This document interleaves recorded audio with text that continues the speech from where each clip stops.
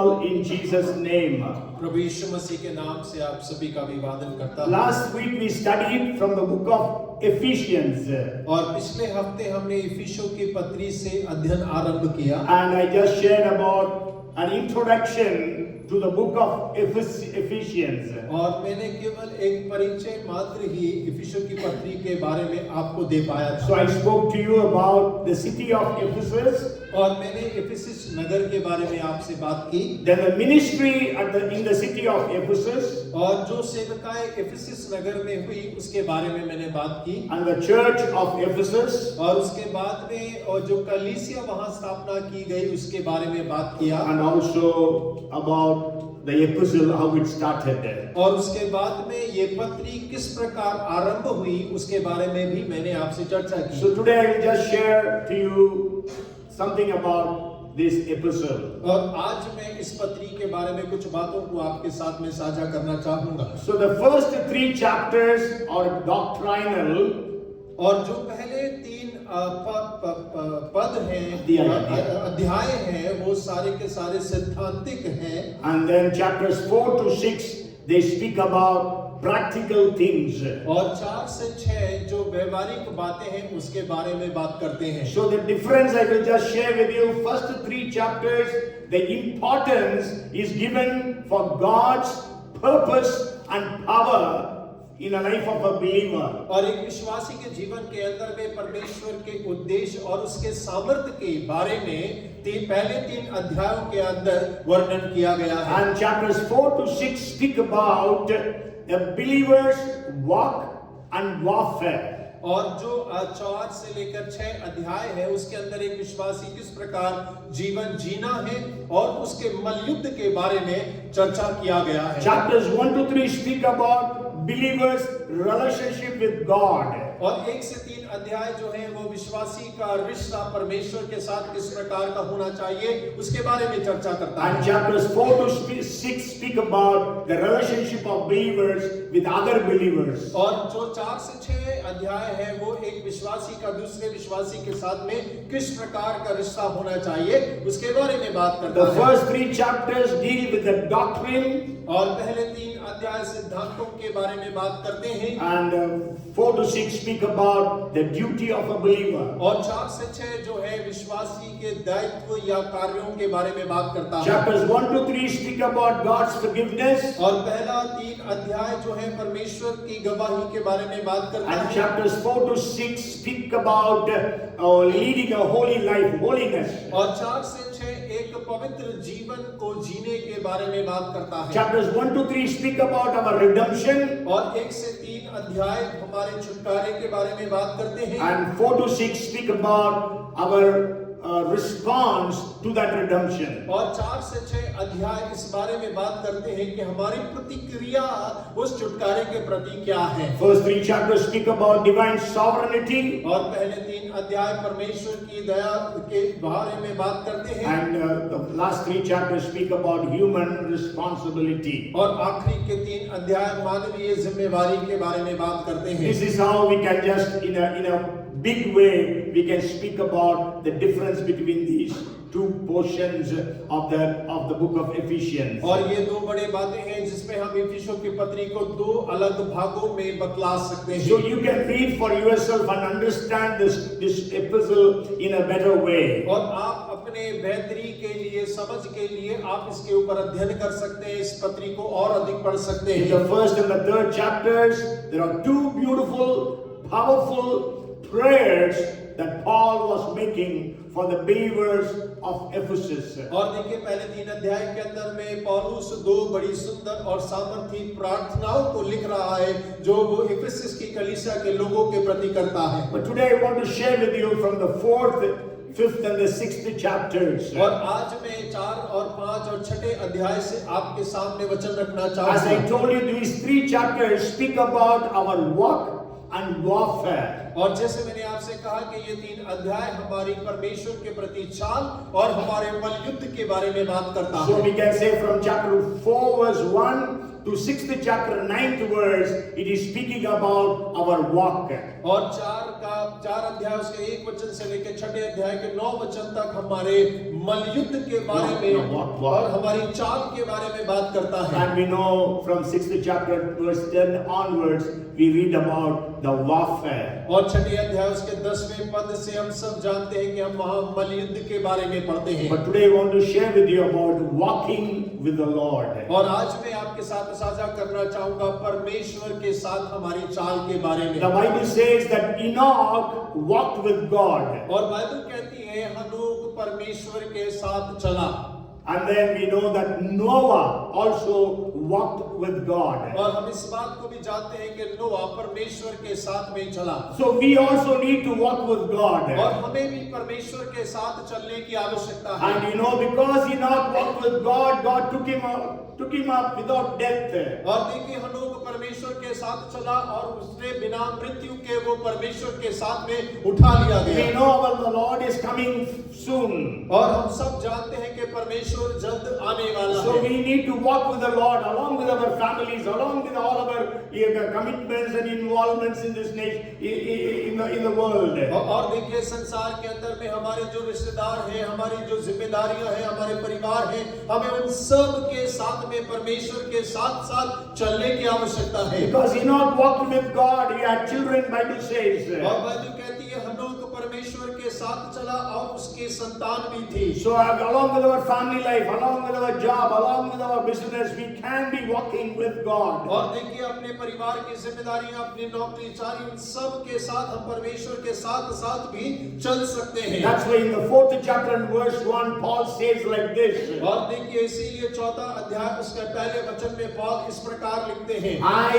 therefore, the prisoner of the Lord, beseech you to walk worthy of the calling with which you are called. और इसीलिए मैं जो प्रभु में बंदी हूँ तुमसे विनती करता हूँ, जिस बुलाहट से तुम बुलाए गए थे उसके योग्य चाल चलो। Okay, so we need to walk worthy of the calling that God has given us. और परमेश्वर ने जो बुलाहट हमें दी है हमें उसके योग्य चाल चलने की आवश्यकता है। And when we study these 3 chapters, I can bring to your notice at least 8 things that we have to remember in our walk with God. और देखिए जब आप इन अध्यायों को पढ़ते हैं तो मैं आपके ध्यान में लेकर आना चाहता हूं कि वहां 8 बातें हैं जहां हम परमेश्वर के साथ चलते चलते ध्यान रखने की आवश्यकता है। Every believer has to give importance to these 8 different things. और हर एक विश्वासी को इन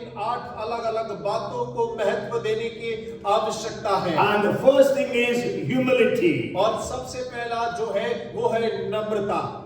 Ephesians chapter 4 and verse 2, he says, with all lowliness and gentleness, with long suffering, bearing with one another in love. और दूसरा वचन कहता है 4 अध्याय का अर्थात सारी दीनता और नम्रता सहित और धीरज धरकर प्रेम में एक दूसरे की सह लो।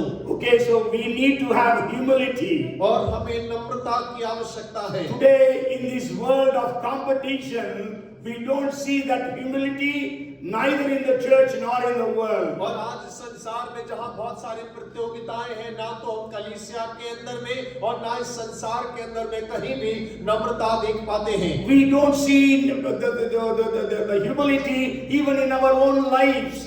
और हम अपने जीवन के अंदर में भी नम्रता को नहीं देख पाते हैं। Because God has blessed us in various ways. और परमेश्वर ने हमें कई तरीकों से आशीषित किया है। So we feel proud of all those things. और हम उन सारी बातों के कारण अपने अंदर में एक घमंड महसूस करते हैं। Pride has entered into the church. और घमंड कलीसिया के अंदर में प्रवेश कर गया। But the Bible is very clear that God hates the proud. और बाइबल इस बात को स्पष्ट कहता है कि घमंडी से परमेश्वर घृणा करता है। God wants to have humility in our lives. और परमेश्वर चाहता है कि हमारे जीवन के अंदर में नम्रता आ जाए। Jesus said, those who humble themselves will be exalted. और यीशु ने कहा कि जो अपने आप को दीन और नम्र करेंगे वो ऊंचे उठाए जाएंगे। So we need to be humble so that we will be lifted up by God at the coming of the Lord Jesus. और हमें अपने आप को नम्र और दीन करने की आवश्यकता है ताकि जब यीशु मसीह आए तो हम उसके द्वारा ऊंचे उठाए जाएं। I want to give you a couple of illustrations about humility. और नम्रता के बारे में मैं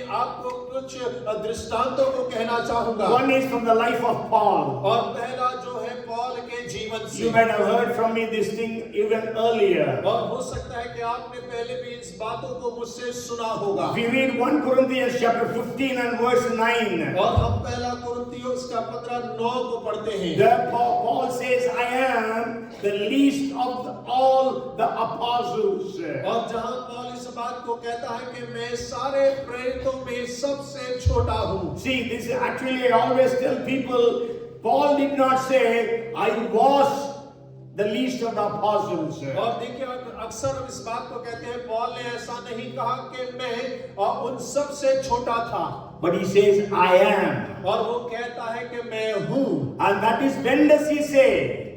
और वो कब कह रहा है? Not soon after his salvation. और देखिए उसके उद्धार के कुछ समय के पश्चात ही नहीं कह रहा। But then he has been in the ministry for almost 24 maybe 21, 22 years. और वो सेवकाई के 21 या 22 वर्ष बीत जाने के बाद में इस बात को लिख रहा है। This man had established hundreds and hundreds of churches. और इस व्यक्ति ने कई सैकड़ों कलीसियाओं को स्थापना को किया है। Maybe we can say he was the greatest of all the apostles. और हो सकता है कि हम इस बात को कह सकते हैं कि वो सारे प्रेरितों में सबसे महान प्रेरित था। But then he says, I am the least of all the apostles. और वो इस बात को कहता है कि क्योंकि मैं प्रेरितों में सबसे छोटा हूँ। This shows the humility of Paul. और ये पौलुस की नम्रता को दर्शाता है। Today's term, if we say, he is saying, I am the least of all the pastors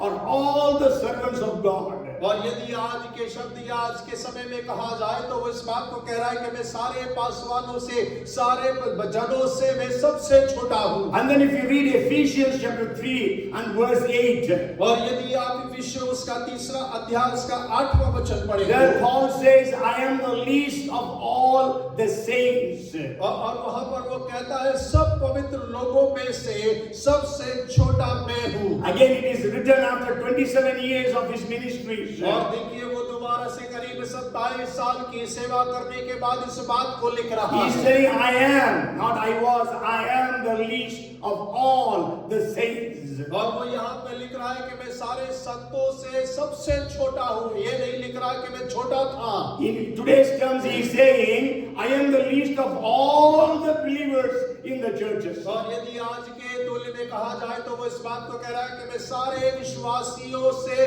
पवित्र जनों से छोटा हूँ। Okay, because those days they used the word saints, but today we use the word more as believers. और उन दिनों में वो संतों के रूप में इस्तेमाल किया जाता, शब्द इस्तेमाल किया जाता था, लेकिन आज हम विश्वासियों कहकर शब्दों का इस्तेमाल So करते हैं। that was the humility that Paul had. और देखिए इतनी नम्रता पौल के जीवन में था। And he is telling us that we need to be humble because God has called us. और वो इस बात को हमसे कह रहा है कि हमको अपने आप को नम्र करने की आवश्यकता है क्योंकि परमेश्वर ने हमें बुलाया है। And another illustration I want to give to you is from the life of David. और एक और दृष्टांत या उदाहरण मैं आपको दाऊद के जीवन से देना चाहता हूँ। And David was called as a man according to God's own heart. और दाऊद को कहा जाता है कि दाऊद परमेश्वर के हृदय के समान एक व्यक्ति था। He killed Goliath. और उसने गोलियात को मारा। The women were singing, Saul killed 1,000 and David killed 10,000. और औरतें गाना गा रहे थे कि साउल ने 1000 को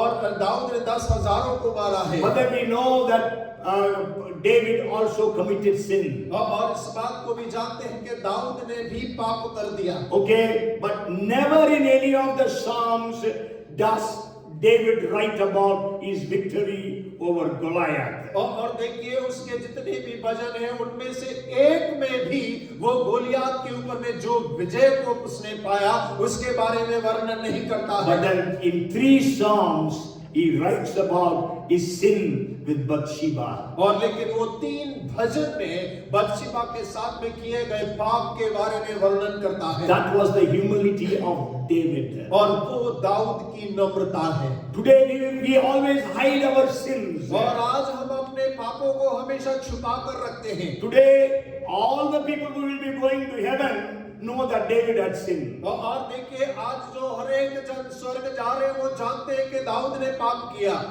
They will meet David there. और वो दाऊद को वहां मुलाकात करेंगे। But David was not worried about it. और लेकिन दाऊद ने उस बात की परवाह कभी ना की। He was so humble before God. और वो परमेश्वर के सामने बहुत नम्र था। So what is our humility today? और आज हमारी नम्रता क्या है? So Paul is writing to the people of Ephesus, that the Ephesian believers, that they should be humble when they walk with the Lord. और इफिसियों की कलीसिया को पौल लिख रहा है और वो कह रहा है जब हम परमेश्वर के सामने चले तो हम बड़ी दीनता और नम्रता के साथ में चले। That's why the very famous verse which says, if my people, God is saying this, if my people who are called by my name humble themselves, pray and seek my face and turn away from their wicked ways, then I in heaven will hear their prayers, forgive their sins and heal their land. और इसीलिए आज एक बड़ा प्रसिद्ध वचन है जहां परमेश्वर स्वयं कहता है यदि मेरे लोग दीन होकर अपने पापों से फिरे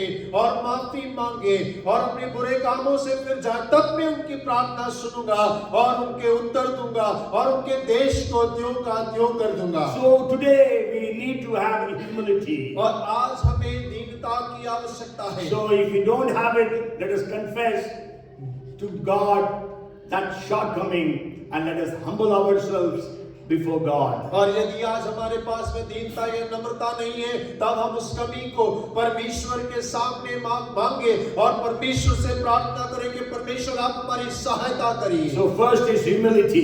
और सबसे पहले नम्रता। The second is unity. और दूसरा है वो है एकता। If you read 4th chapter and the 3rd verse, और यदि आप 4था अध्याय उसका 3रा वचन पढ़ें, endeavoring to keep the unity of the Spirit in the bond of peace. और लिखा है और मेल के बंधन में आत्मा की एकता रखने का यत्न करो। Okay, so we need to have unity. और हमें एकता की आवश्यकता है। Okay, today we know when even when Jesus was on the earth, his disciples were not having unity. और देखिए हम इस बात को जानते हैं जब यीशु मसीह पृथ्वी पर थे तो उसके चेलों के मध्य में भी एकता नहीं मिलता था। And we are going to have the Lord's table. और अभी हम प्रभु भोज में सम्मिलित होने जाने वाले हैं। Even in the first Lord's table, when Jesus was establishing the Lord's table, और देखिए जब पहला प्रभु भोज जब यीशु मसीह ने प्रभु भोज को आरंभ ही किया था, even that time the Bible says in the 22nd chapter of Luke, they were disputing among themselves who is the greatest. और देखिए लूका उसके 22वें अध्याय में आप इस बात को पढ़ सकते हैं प्रभु भोज के समय पर चेले आपस में वाद विवाद कर रहे थे कि हम में सबसे बड़ा कौन होगा। So they had no unity amongst themselves. और उन लोगों के मध्य में कोई एकता नहीं था। But then in the 17th chapter of John, और लेकिन यूहन्ना उसके 17वें अध्याय के अंदर Jesus prayed the high priestly prayer. और यीशु मसीह ने महायाजकीय प्रार्थना को किया। That then he again and again prayed, Lord, let them be one as you and I are one. और वो बार-बार इस बात को कहता है परमेश्वर जैसे तू और मैं एक है वे भी एक हो जाएं। And that prayer was answered. और उस प्रार्थना का उत्तर मिल गया। That's why on the day of Pentecost, the Bible says they had gathered in one place with one mind and one heart. और इसीलिए पेतों के काम की पुस्तक में ऐसा लिखा है वो सब एक मन एक आत्मा होकर एक स्थान पर इकट्ठा हो गए। You may remember I preached a message about unity. और आपको याद होगा मैंने एकता के बारे में एक संदेश का प्रचार किया I gave you 7 points in that. और मैंने करीब 7 बिंदु आपको उसमें बतलाए थे। So let us be united. और हो के हम एक हो जाएं। Satan knows if the church is united, there will be no place for him to work. और शैतान इस बात को जानता है कि कलीसिया अगर एक हो जाए तब उसके कार्य के लिए उसे जगह नहीं मिलेगा। So he tries his level best to disturb the unity that is in the church. और शैतान अपनी भरपूर कोशिश करता है कि कलीसिया की एकता भंग हो जाए। Because the Bible says one will write 1,000 and two will write 10,000. और क्योंकि बाइबल कहता है 1,000 को और 2 10,000 को भगाएंगे। Means if one person can drive 1,000 evil spirits, two can drive not 2,000 but 10,000. और देखिए एक जन 1,000 आत्माओं को भगा, दुष्ट आत्माओं को भगा सकता है, 2,000 को नहीं, लेकिन 10,000 दुष्ट आत्माओं को भगा देंगे। That is called synergy. Synergy. और वो सिनर्जी कहलाता है। That is the teamwork brings about not just energy but synergy. और देखिए वो दल का मिलकर एक साथ कार्य करना, वो ऊर्जा नहीं, वो लेकिन अंग्रेजी का सिनर्जी कहलाता है। Okay, so it increases.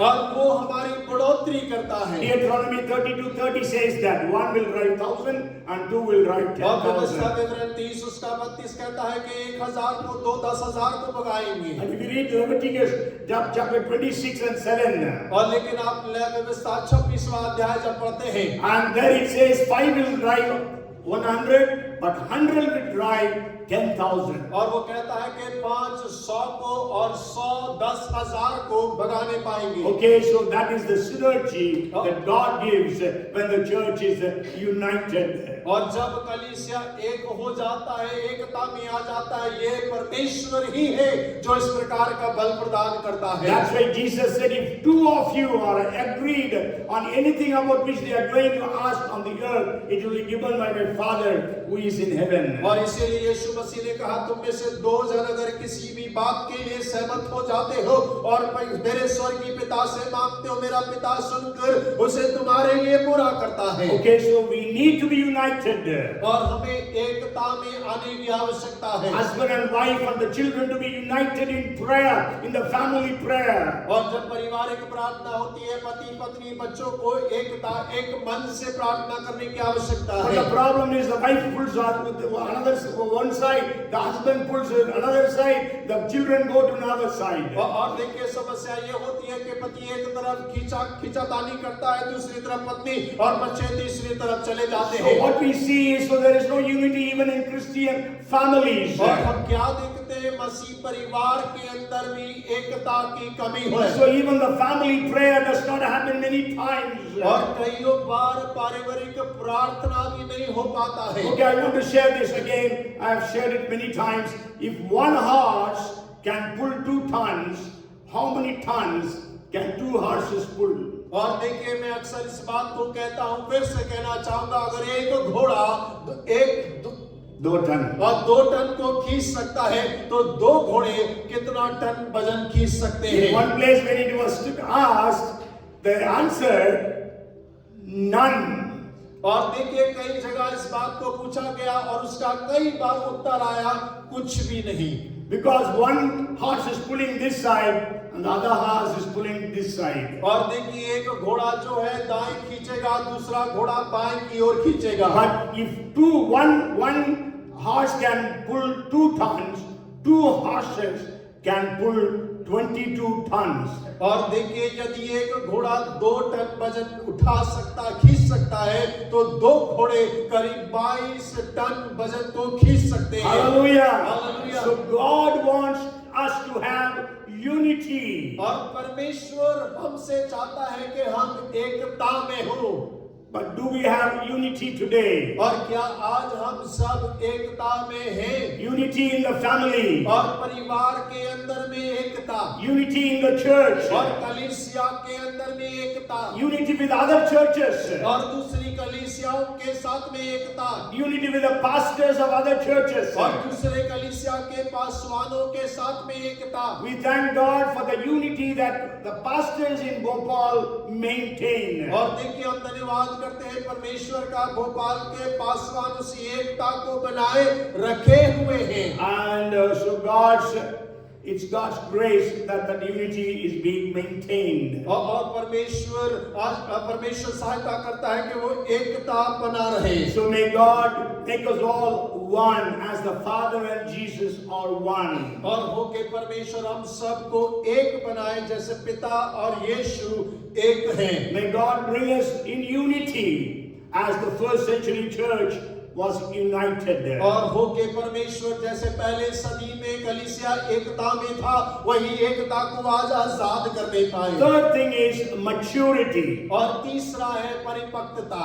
And if you read the 13th verse in the 4th chapter, और यदि आप 13वां वचन 4थे अध्याय का पढ़ेंगे it तो says, "Be a perfect man to the measure of the stature of the fullness of Christ." और वहां लिखा एक सिद्ध मनुष्य बन जाए और मसीह के पूरे ढील ढाल तक बढ़ जाए। Actually here it is written Siddh in English, and even in English it is saying perfect, Hindi it is saying Siddh, but the Greek word is actually maturity. और अंग्रेजी में जो लिखा है उसका हिंदी सिद्ध है, लेकिन अगर यूनानी भाषा का अर्थ समझे तो वो कहता है कि परिपक्व हो जाएं। Okay, God wants us all to mature. और परमेश्वर चाहता है कि हम सब परिपक्व हो जाएं। Okay, today we don't see that maturity. और आज हम उस परिपक्व को उस व्यवहार को नहीं देख पाते हैं। Okay, even in the church we don't see that maturity. People are not growing, maturing. और आज कलीसिया के अंदर में भी हम परिपक्व लोगों को नहीं देख पाते, बढ़ते हुए लोगों को नहीं देख पाते हैं। That's why Paul says, or maybe it was Paul who wrote the book of Hebrews, when we see the time, you should have been teachers. और देखिए, हो सकता है कि पौल ने ही इब्रानी की पुस्तक लिखी हो, तो वो इस प्रकार कहता है कि अब तक तो तुम्हें वचन का सिखाने वाला बन जाना चाहिए। But still you are children. लेकिन तुम तो अभी भी बच्चे हो। Today the churches are filled with grown-up children, infants. और देखिए, आज कलीसिया जो है बड़े हुए विकसित बच्चों से भरा हुआ है। Means bodily we are all grown. और हम शरीर में तो हम सब विकसित हैं। But spiritually we are still children and childish.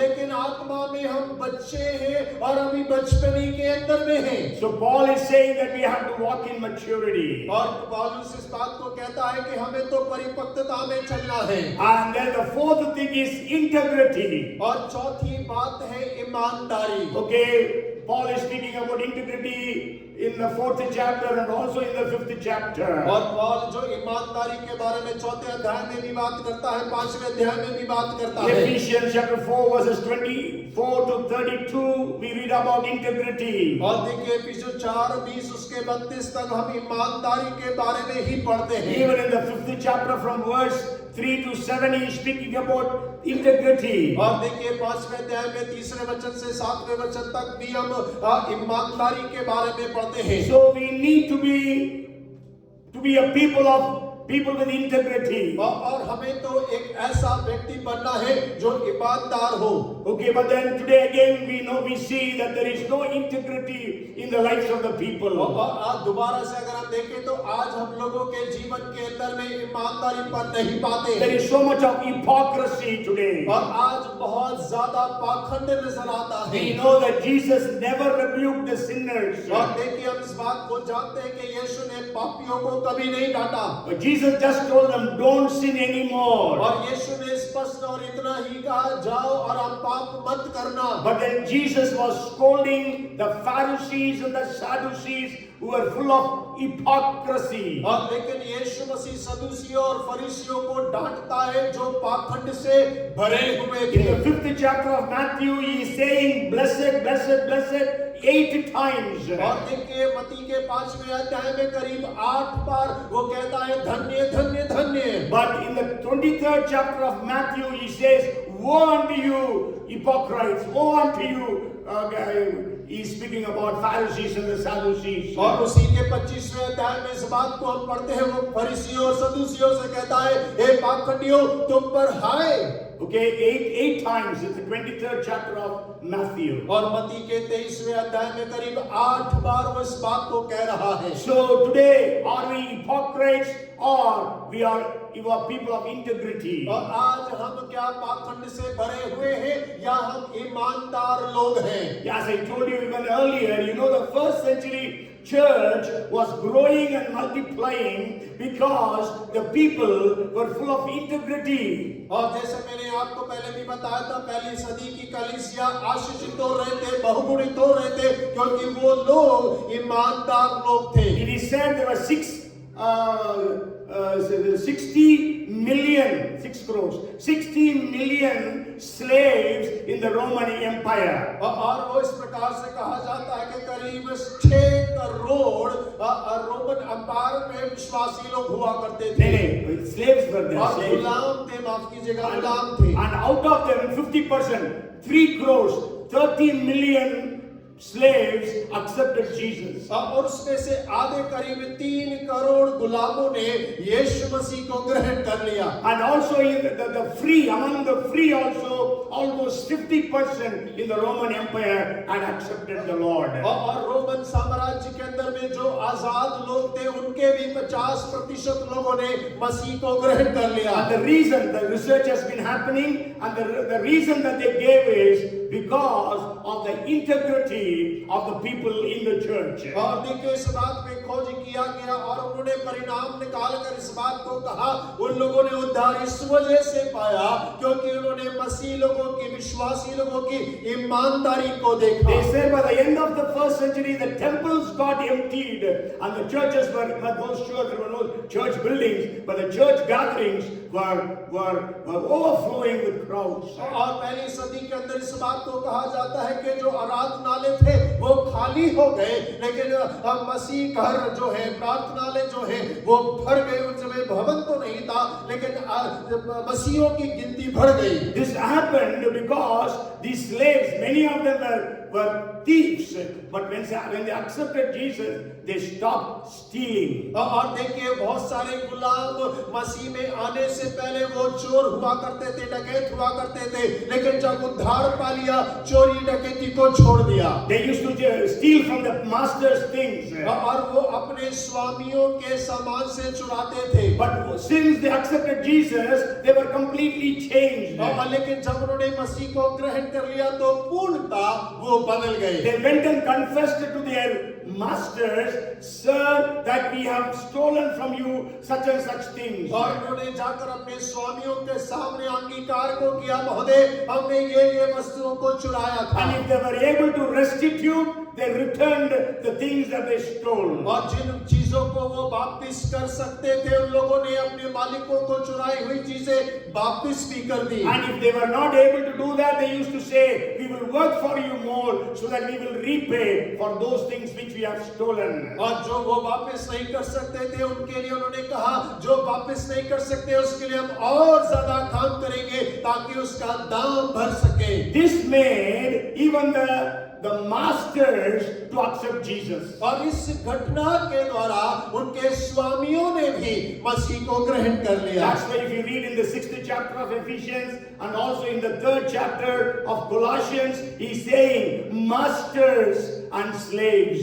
और देखिए इफिसियों 6 अध्याय में, कोलोसियों के 3 अध्याय में अगर आप पढ़ेंगे तो वहां स्वामी और दास के बारे में लिखा गया है। Because so many masters accepted the Lord and so many slaves accepted the Lord. और क्योंकि बहुत सारे स्वामियों ने प्रभु को ग्रहण कर लिया और उनके दासों ने भी प्रभु को ग्रहण किया। The very famous of the owner is Philemon, to whom the epistle was written. और देखिए सबसे प्रसिद्ध जो था वो फिलेमोन, जिसके बारे में लिखा गया है। Because Paul was writing to him about Onesimus, who was a slave of Philemon, but he stole from him and ran away from him and came to Rome. और पॉल जो है ओनेसिमस के बारे में लिखता है, जिसने फिलेमोन की यहाँ चोरी की और वो वहां से भाग गया। इसकी चर्चा पॉल करता है। So Paul was returning Onesimus to Philemon.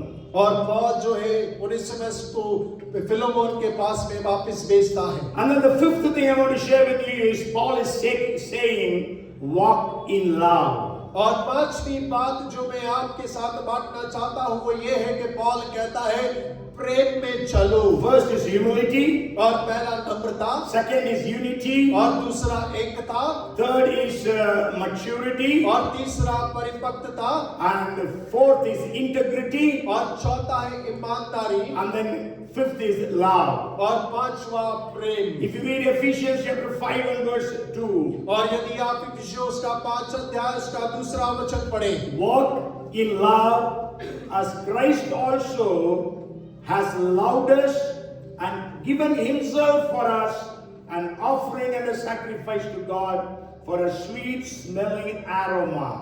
और प्रेम में चलो जैसा मसीह ने भी तुमसे प्रेम किया और हमारे लिए अपने आप को सुखदायक सुगंध के लिए परमेश्वर के आगे भेंट करके बलिदान कर दिया। So here Paul is saying we have to walk in love. और पौल यहाँ कह रहा है हमें प्रेम में चलना है। How are we walking today? और आज हम किस प्रकार की जीवन को जी रहे हैं? We are walking in hatred or walking in love? और क्या हम नफरत में चल रहे हैं या प्रेम में चल रहे हैं? Are we able to forgive others? और क्या हम दूसरों को क्षमा कर पा रहे हैं? Are we able to love one another? और क्या हम एक दूसरे को प्रेम कर पा रहे हैं? You know, Mother Teresa was able to serve the people. और मदर तेरेसा जिन्होंने लोगों की सेवा करने पाई। And somebody asked, how is it that you are able to serve such people who are stinking? और किसी ने ऐसा पूछा कि जो लोग बदबू मारते हैं उनकी सेवा आप कैसे कर पाती हैं? She said, even if you would have given me $1,000, I will not touch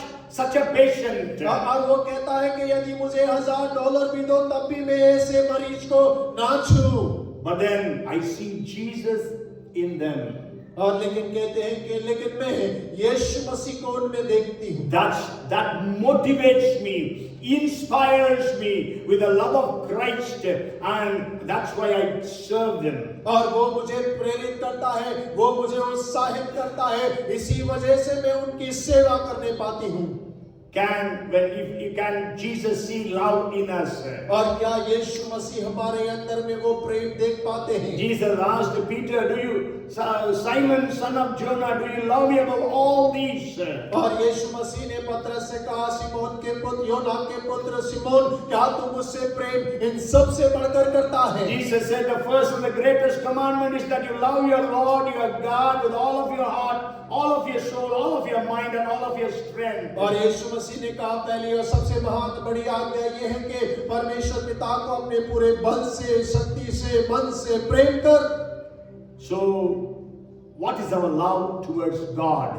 और हमारा परमेश्वर के प्रति कैसा प्रेम है? And what is our love towards one another? और हमारा एक दूसरे के प्रति कैसा प्रेम है? Well, the Bible says the love of God is showered upon our hearts through the Holy Spirit. और बाइबल कहती है पवित्र आत्मा के द्वारा परमेश्वर का प्रेम हमारे हृदयों के ऊपर उंडेल दिया गया है। So let that love consume us, means constrain us, so that we will be able to serve others. और ताकि परमेश्वर का प्रेम हमें बनाए रखे, ताकि हम दूसरों की सेवा निरंतर करते रहें। And then the sixth thing is, if you read Ephesians chapter 5 and verse 18, और छठा बिंदु यदि आप 5वां अध्याय उसका 18वां वचन पढ़ें, it says, do not be drunk with wine, it will create lasciviousness, but being filled with the Holy Spirit.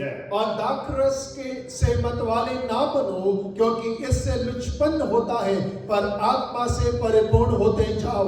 Hindi translation is right. Being filled with the Holy Spirit. और हिंदी अनुवाद ऐसा कहता है कि आत्मा से परिपूर्ण होते जाओ। That is actually what the Greek says. और वही यूनानी शब्द का अर्थ भी है। So walking in the Lord, so the sixth thing is we have to be Spirit filled. और छठा बिंदु परमेश्वर के साथ चलने में वो ये है कि हमें आत्मा से परिपूर्ण होते जाना है। If it is not that once you are filled with the Holy Spirit, और ऐसा नहीं है कि एक बार आप पवित्र आत्मा से भरे थे। we need to be keep on being filled with the Holy Spirit. और हम हमें तो निरंतर पवित्र आत्मा से परिपूर्ण होकर उसमें चलते रहने की आवश्यकता है। On the day of Pentecost, 120 people were filled with the Holy Spirit. और पेंतिकोस्त के दिन में 120 लोगों ने पवित्र आत्मा से भर गए। In the 3rd chapter, we read about Peter and John. Through them, that lame man began to walk. और तीसरे अध्याय में हम पढ़ते हैं कि पतरस और यूहन्ना के द्वारा वो जवान व्यक्ति जो लंगड़ा था वो चलने फिरने लगा। So in the 4th chapter, there was opposition. और चौथे अध्याय के अंदर में हम विरोध को पढ़ते हैं। So in the 4th chapter, 8th verse, the Bible says, Peter was filled with the Holy Spirit. और चौथा अध्याय 8वां वचन कहता है कि पतरस पवित्र आत्मा से परिपूर्ण हो गया। When we read 4th chapter, 31st verse, और जब आप 31वां वचन पढ़ते हैं, they all prayed from verses 24 to 30. और उन्होंने 24 से लेकर 30 वचन तक वो सारे विश्वासी मिलकर प्रार्थना कर रहे हैं। And in the 31st verse it says, after they finished praying, the place where they gathered was shaken, and they were all filled with the Holy Spirit. और 31 वचन कहता है कि जिस स्थान पर वो प्रार्थना कर रहे थे, प्रार्थना के द्वारा प्रार्थना के पश्चात वो स्थान हिल गया और हर एक जन पवित्र आत्मा से भर गया। If you read 7th chapter and 55th verse, when Stephen was being stoned, he says, Bible says he was filled with the Holy Spirit and he saw the heavens opened. और जब 7वें अध्याय 55वां पद पढ़ते हैं, तो हम देखते हैं कि जब स्तिफनुस को पथराव किया जा रहा था तो बाइबल कहता है वो आत्मा से परिपूर्ण हो गया और उसने स्वर्ग को खुला हुआ देखा। So we also must be keeping on being filled with the Holy Spirit day after day. और हम लोगों को भी दिन प्रतिदिन पवित्र आत्मा से परिपूर्ण होते रहना है। Hallelujah. Hallelujah. And Paul is comparing that to a drunken person. आप देखिए पौलुस उससे एक शराबी से उसकी तुलना कर रहा है। Because he says, "Be not be drunk with wine; it will create lasciviousness." और क्योंकि वो कह रहा है दाखरस के मत वाले ना बनो क्योंकि उससे लुचपन होता है। So he is comparing being filled with the Holy Spirit with a drunken person. और देखिए आत्मा से परिपूर्ण हो जाने के बारे में वो एक शराबी से तुलना करता है। Okay, we know when a man drinks, then he becomes bold.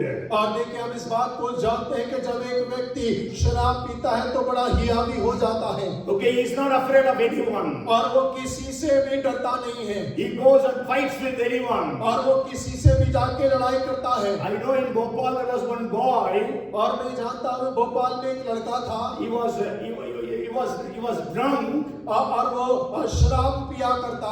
And he had fight with somebody. और किसी से लड़ाई करता। And that man took a knife and he was cutting his hand. और एक व्यक्ति उसने चाकू लेकर उसके हाथ को मार रहा था। He was not at all afraid. He was showing his hand to that man to cut him. और वो डर ही नहीं रहा था, अपना हाथ दिखा रहा है कि वो उसे काटे। So when you get drunk, you are bold. और जब वो शराब के नशे में होता है तो हियावी हो जाता है। So when you are filled with the Holy Spirit, you become bold. और जब हम पवित्र आत्मा से भर जाते हैं, हम हियावी बन जाते हैं। That's why when Peter was filled with the Holy Spirit, he began to speak with all boldness to the crowd that had gathered. और देखिए यही कारण है कि जब पतरस पवित्र आत्मा से भर गया तो वो भीड़ के सामने बड़े हियाव होकर बातें करने लगा। He said, "You have crucified Jesus." और वो कहता है कि तुमने यीशु को क्रूस पर चढ़ा दिया। When he was threatened not to preach about Jesus, अब जब उसे धमकाया गया कि यीशु के बारे में प्रचार ना करे, but then he said, "You decide for yourself whether we have to obey God or obey man." और वो कहता है कि तुम अपने आप निर्णय कर लो कि हमें परमेश्वर की आज्ञा मानना है या मनुष्य की। So when you are drunk, you are bold. So when you are filled with the Holy Spirit, you are bold. और जब आप नशे में होते हैं तब आपके अंदर में हियाव होता है, लेकिन जब आप पवित्र आत्मा से भर जाते हैं आपके अंदर में हियाव हो जाता है। But Paul says, "Be not be drunk with wine." और पौल कहता है दाखरस के मत वाले ना बनो। Okay, so the people say today Jesus made the wine, so we also drink. Some Christians say. और कई मसीह लोग कहते हैं यीशु मसीह ने दाखरस बनाया इसीलिए हम भी पीते हैं। There are so many verses in the Bible which speaks we should not drink. और बहुत सारे वचन हैं जहाँ पे बाइबल कहता है कि हमें दाखरस का मतवाला ना होना है। Okay, so then when a person is drunk, he becomes very generous. और जब एक व्यक्ति नशे में होता है वो बहुत उदार हो जाता है। Okay, when a man is drinking and his friends come, he says, drink. He will buy drinks for everyone. और देखिए जब एक व्यक्ति शराब पी रहा होता है उसके मित्र आते हैं तो वो सबसे कहता है पियो सबको खरीद के भी देता है। So when you are filled with the Holy Spirit, और जब आप पवित्र आत्मा से भर जाते हैं you must become generous. और आपको भी उदार बनना है। But then today people filled with the Holy Spirit, they will do everything, but they will not leave their purse. और देखिए जब हम पवित्र आत्मा से आज भर जाते हैं तो हम सब कुछ अपने पास ही रखते हैं। Okay, and then the third thing is when a man who is drunk, if he is feeling the nasha, the drunkenness is slowly fading away. मतलब नशा खत्म होते जा रहा है और जब उस शराबी का नशा जैसे जैसे उतरता जाता है then what does he do? और वो करता क्या है? He goes to the sharab ki batti, he again goes to the shop and drinks again. और वो दोबारा से कलारी पे जाता है, दोबारा से शराब पी लेता है। So when you are filled with the Holy Spirit, और जब आप पवित्र आत्मा से भरे हैं, you are doing ministries, और आप सेवकाइयों को कर रहे हैं, you feel that the anointing is slowly fading away. और आप देखते हैं कि अभिषेक धीरे-धीरे कम हो रहा So है। you must be again filled with the Holy और Spirit. आपको दोबारा से अपने आप को भरने की आवश्यकता है। That's what actually Paul is meaning when he said, keep on being filled with the Holy Spirit. और जब पौल इस बात को कहता है कि आत्मा से परिपूर्ण होते जाओ तो हकीकत में उसके कहने का अर्थ यही है। Yesterday's filling of the Holy Spirit is not sufficient for today. और देखिए कल पवित्र आत्मा के परिपूर्ण होने के द्वारा आज के लिए वो पर्याप्त नहीं है। Okay, so we must be spirit filled. और हमें आत्मा से परिपूर्ण होना है। And the seventh thing is submission. और सातवां बिंदु है समर्पण। If you read Ephesians chapter 5 and verse 21. और यदि आप 5वें अध्याय का 21वां पद पढ़ते हैं, submitting to one another in the fear of the Lord. और मसीह के भय से एक दूसरे के अधीन रहो। So we have to submit to one another. और हमें एक दूसरे के अधीन होना है। And then he continues to say, wives, submit to your husbands. और आगे वो कहता है कि पत्नियां पति के अधीन रहे। Then he says, children, obey your parents. और फिर वो कहता है बच्चे अपने माँ बाप के आज्ञाकारी बनो। Slaves, obey your masters. और दासों से कहता है कि अपने स्वामी के आज्ञाकारी रहो। So we have to submit to one another. और हमें एक दूसरे के प्रति और एक दूसरे के अधीन होना है। Okay, today, but we know in Indian culture, submitting is not there. और लेकिन आज हम जानते हैं कि भारतीय संस्कृति के अंदर में अधीन होना नहीं है। Okay, because we all want to be boss. और क्योंकि हम सब मालिक बनना चाहते हैं, We don't want to submit to somebody else. और हम कभी किसी के अधीन होना नहीं चाहते।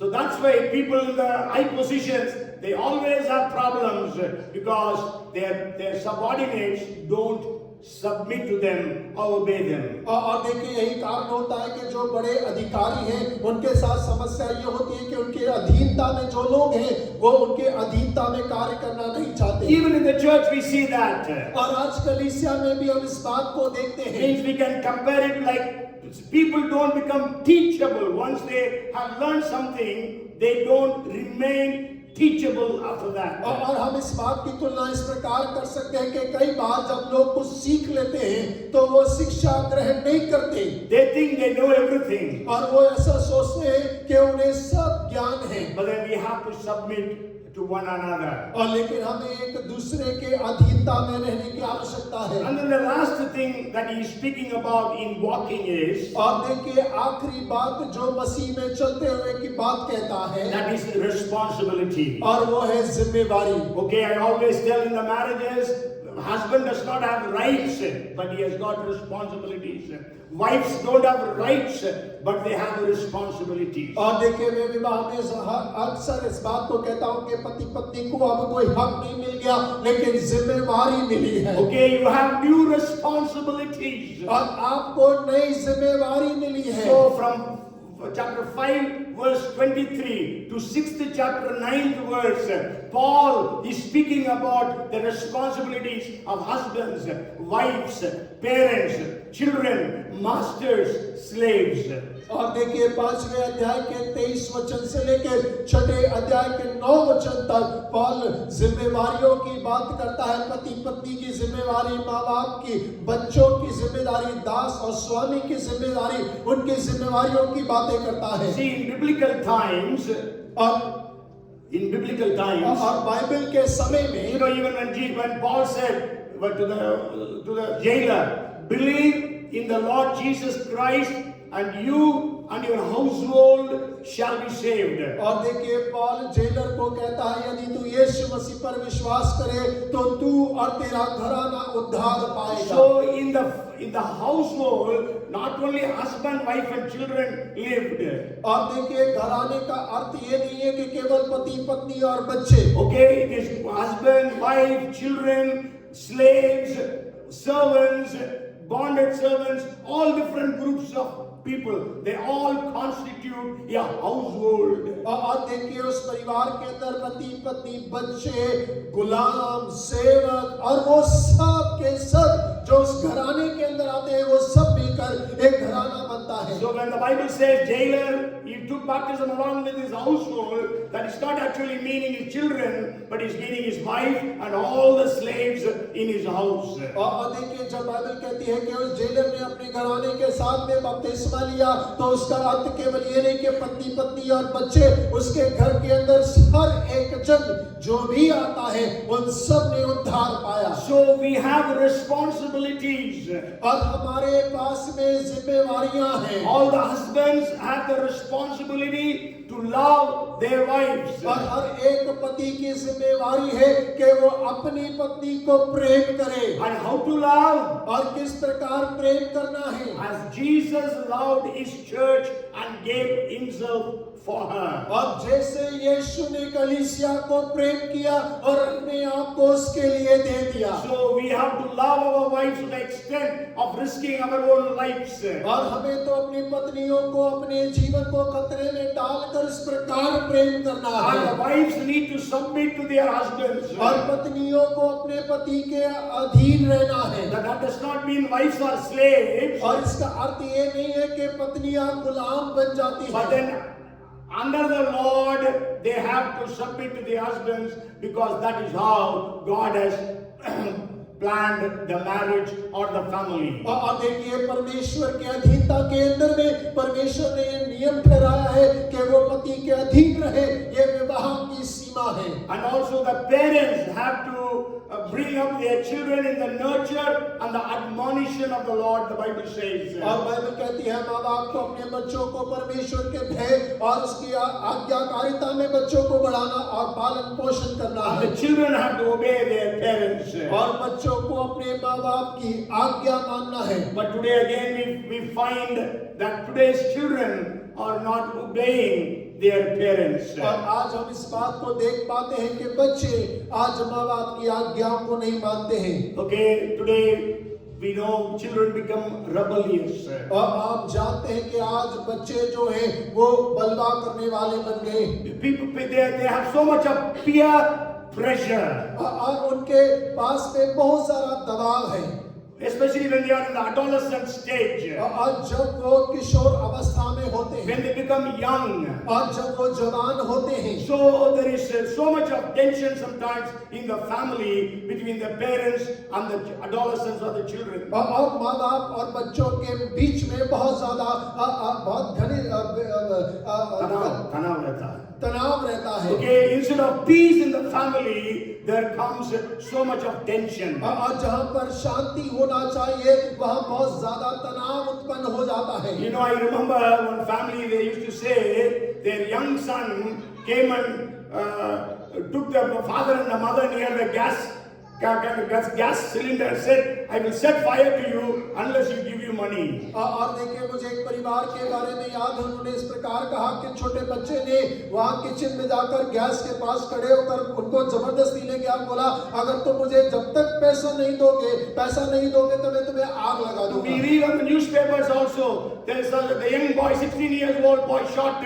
the mother or the father because they did not give money. और आप अखबार में भी पढ़ेंगे 16 साल की किशोर अवस्था के लड़के ने माँ बाप को गोली मार दी क्योंकि उसने पैसा नहीं दिया। So we have to understand our responsibility. और हमें अपनी जिम्मेवारी को समझने की आवश्यकता है। Every husband, every wife, every child, every parent and every master and every slave. और हर एक पति, हर एक पत्नी, हर एक माँ बाप और बच्चों को, स्वामी और गुलामों को अपनी जिम्मेवारी को समझने की आवश्यकता है। Today, sure, we don't have a master and slave. और आज हाँ जरूर हमारे स्वामी और दास की तो व्यवस्था नहीं है। But today we are working in some place. लेकिन आज हम कहीं ना कहीं कार्यरत हैं। So maybe you are having a boss. और हो सकता है कि आपके ऊपर कोई बॉस होंगे। So you have to obey them. और आपको उनके प्रति आज्ञाकारी होना है। Sure, you have a boss. Above that boss, that is God. और हाँ उन सब के ऊपर में एक और स्वामी है जो परमेश्वर है आपके ऊपर। You are directly accountable to that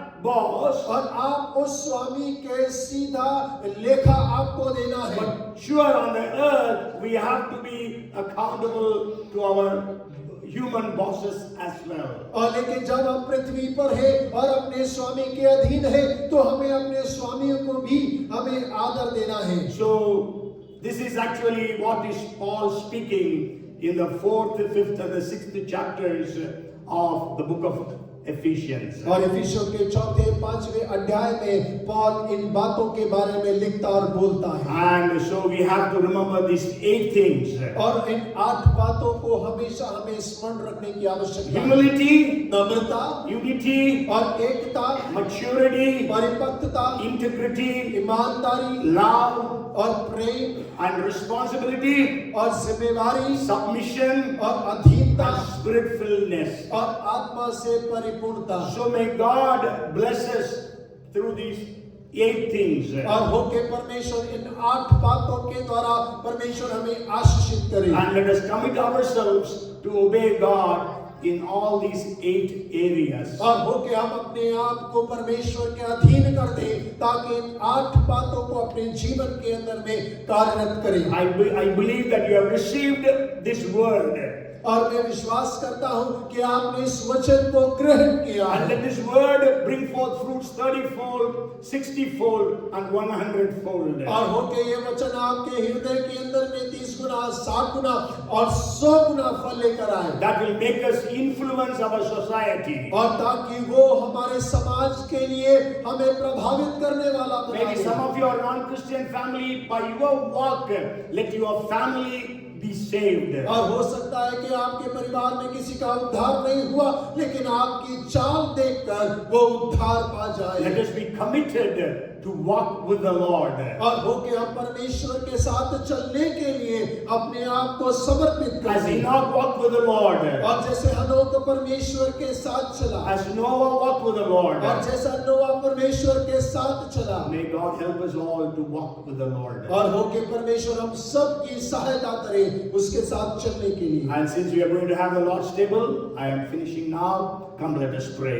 और जैसे अभी हम प्रभु भोज में भाग लेंगे, मैं अब संदेश समाप्त करता हूँ, आइए हम प्रार्थना करें। In Jesus' name, Father, we are so grateful to you. और यीशु मसीह के नाम से पिता हम आपके बहुत धन्यवादी हैं। Thank you for the epistle of Ephesians. और हम धन्यवाद करते हैं इफिसियों की पत्री के लिए। And we believe that you have spoken to every one of us. और हम विश्वास करते हैं कि आपने हम सबसे बातें की है। Your word, which is like a mirror, show all our shortcomings. और परमेश्वर आपका वचन जो आईने के समान है, जो हमारी सारी कमियों को हमें दिखाता है, Help us to realize it and repent of it. और परमेश्वर आप सहायता करिए ताकि हम उसे पहचाने और मन फिराएं। Give us the spirit of repentance. और परमेश्वर मन फिराव की आत्मा हमें दे। Fill us all the time with your Holy Spirit. और हर समय पवित्र आत्मा से हमें भरे Pour out your love into our hearts. और अपने प्रेम को हमारे हृदयों के अंदर उंडेल दे Help us to understand our responsibility. और परमेश्वर आप सहायता करिए ताकि हम अपनी जिम्मेवारी को समझें Help us to submit to one another. और सहायता करिए कि हम एक दूसरे के अधीनता में Let रहें us always maintain unity. और हमेशा एकता को बनाए रखें Walk in love. और प्रेम में चलते Lead रहें a life of integrity. और ईमानदारी का जीवन जिए And we will be always humble. और परमेश्वर सदा हम दीन नम्र रहे We give you the glory and the honor. परमेश्वर आप ही को आदर और महिमा देते हैं In Jesus' name we pray. यीशु मसीह के नाम से इस प्रार्थना को मांगते हैं Amen. Amen. Amen.